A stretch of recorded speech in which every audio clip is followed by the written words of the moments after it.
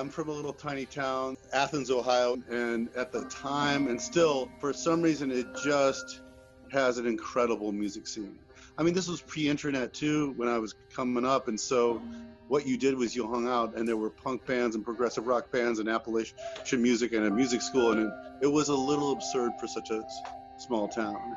I started composing at the modern dance department there. There was a guy, David Jokup, who's in Finland now, who's the music director, and I was rolling marbles in a steel drum and twirling sump pump tubing, and he just looked at me and said, "What you're doing is legitimate. It's really cool." And he had worked with John Cage. I'm a folk musician who went wrong. Where I do get my support in the U.S. was Joe's Pub, which also has a history of that. And right now it's National Sawdust, which is a venue for contemporary music, but it's on the flip side of what my wife always says, fuck zombie formalism. So the flip side of that cold, masculine 80s, let's take a melody and offset it and call it a piece, which I like, but it's what it is. I always say minimalism is like the 12-bar blues. It's a way to make white people feel like they're experiencing something intellectual and comfortable. It's the safety sound. I saw what do they call Eighth Blackbird? This amazing contemporary music. I think the best contemporary music ensemble out of Western traditions in the U.S. They started with a piece of minimalism. Like, do we need more minimalism? I love Steve Reich, but do we need more of it? But it is the code. It's the code for like for white intellectual comfort. But I, as an artist, I don't want to be comfortable, and I don't want my audience to be my peers.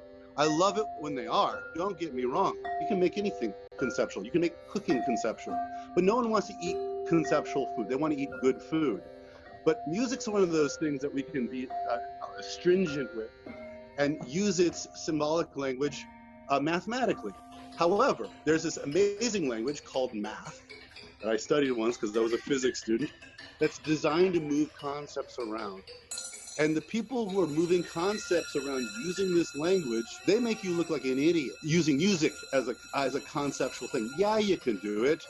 And yeah, you should even do it because, you know, the conceptual aspects of music allow you to get to more music.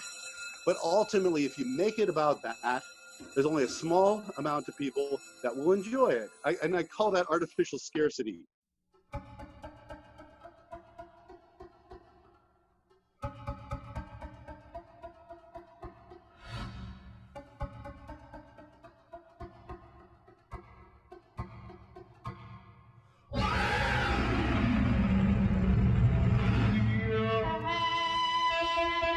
You're getting the kind of stuff I would take to Europe.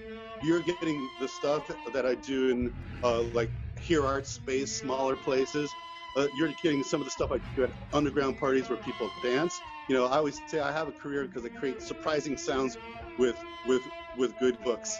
You know, so there's something that's always accessible. I think my music is very simple and complex at the same time.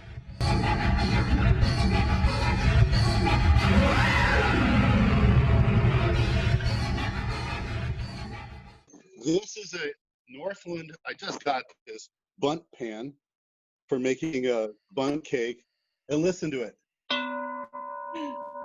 Beautiful overtones. This is a marble in a bowl. And this is this right here, this is these are bells for like a restaurant car in a train, passenger train. Oh, and this is a marble tree, right? Marbles go down. I'll just do a quick little run of these things, okay?